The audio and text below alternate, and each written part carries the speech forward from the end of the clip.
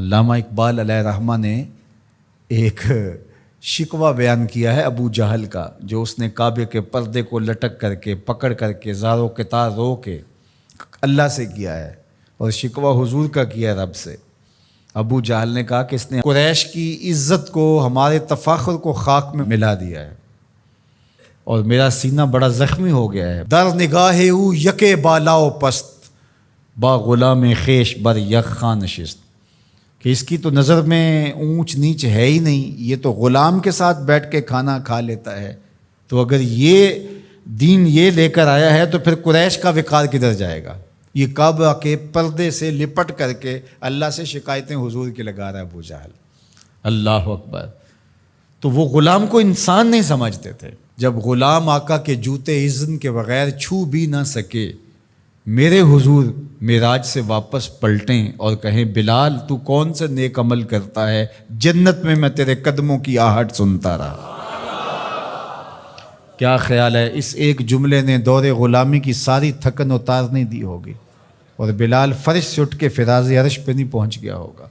حضرت سیدنا عثمان غنی رضی اللہ تعالی عنہ جمعے کی تیاری کرتے، تو جمعے کی تیاری ہوتی ہے غسل کیا جائے، کپڑے بدلے جائیں، تیل لگایا جائے، خوشبو لگائی جائے، تو تیاری میں ایک شامل یہ تھی غلام آزاد کیا جائے، ہر جمعے کو ایک غلام آزاد کرو۔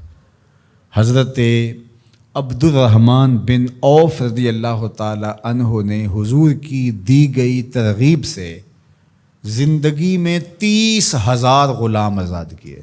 اتنے طریقے دیے غلام آزاد کرنے کے، قسم توڑ بیٹھو غلام آزاد کرو، کفارہ زہار میں غلام آزاد کرو، روزہ توڑ بیٹھو غلام آزاد کرو، کفارہ قتل میں غلام آزاد کرو۔ ویسے ترغیب دی تو آج دیکھتے ہیں کہ غلام نہیں ہیں۔ اسلام نے اتنے طریقے دیے، اور کافر کو بھی آزاد کرنے کا ثواب ہے، مومن کو بھی آزاد کرنے کا ثواب ہے۔ لازمی نہیں کہ مسلمان غلام کو آزاد کرو، کافر غلام ہے تو اس کو بھی آزاد کرو، اس کا بھی تمہیں ثواب ملے گا، ایک جان کو آزاد کرنا ہے۔ اور پھر ہوا کیا کہ مسلمانوں نے غلام آزاد کرنے شروع کر دیے۔ آدھی دنیا غلاموں سے بری ہوئی تھی، آدھی آقاؤں سے بری ہوئی تھی۔ اب غلام آزاد ہو گئے اور وہ امتیاز بندہ و آقا ختم ہو گیا، ایک صالح پاکیزہ معاشرت وجود میں آئی، اور وہ وقت زمانے نے دیکھا کہ حضرت عمر رضی اللہ تعالی عنہ نے مکے کے گورنر کو بلایا کسی کام کے لیے مدینے، تو انہیں پوچھا کہ اپنے پیچھے کس کو اپنا قائم مقام گورنر بنا کے آئے ہو؟ تو انہوں نے کہا ابن ابزے کو۔ انہوں نے کہا یہ ابن ابزے کون ہے؟ میں نہیں جانتا۔ کہا یہ ایک غلام ہے۔ تو کہا اے غلام کو گورنر بنا آئے ہو؟ کہا کہ وہ قرآن جانتا ہے۔ تو حضرت عمر رضی اللہ تعالیٰ عنہ نے کہا مجھے حضور کا فرمان یاد آ گیا، یہ قرآن لوگوں کو پستیوں سے اٹھا کے بلندیوں تک لے جائے گا۔ غلام گورنر بنے۔ ہندوستان کے اندر باقاعدہ ایک خاندان غلامہ گزرا ہے، جس طرح خلجی حکمران ہوئے، مغل حکمران ہوئے، ایک باقاعدہ خاندان غلامہ تاریخ پڑھیں، وہ باقاعدہ بادشاہ بنے۔ تو یہ تاریخ ہے۔ بھلا غلاموں کو اس مسند پہ بٹھایا جا سکتا تھا، سوچا بھی جا سکتا تھا، اپنے ساتھ بیٹھ کے کھانا کھلانا، اس پہ شکایتیں لگا رہا ہے رب کے حضور، کعبے کے پردے کو تھام کے ابو جہل کہ از محمد سینہ ما زار زار، ہمارا سینہ زخمی ہو گیا ہے۔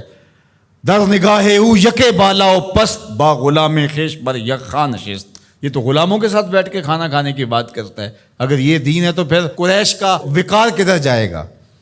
لیکن حضور نے غلاموں کو عزت دی، ان کو وقار دیا۔ اللہ اکبر۔ انسانیت آزاد ہی میلاد والے رسول کے صدقے سے ہوئی ہے۔ انسان غلامی کی زنجیروں میں جکڑا ہوا تھا، انسانیت کو غلامی سے آزادی دی ہے تو میلاد والے محمد عربی نے دی ہے۔ تو ہم کیوں نہ پھر حضور پہ درود پڑھیں، اور کیوں نہ حضور کا ذکر خیر کریں۔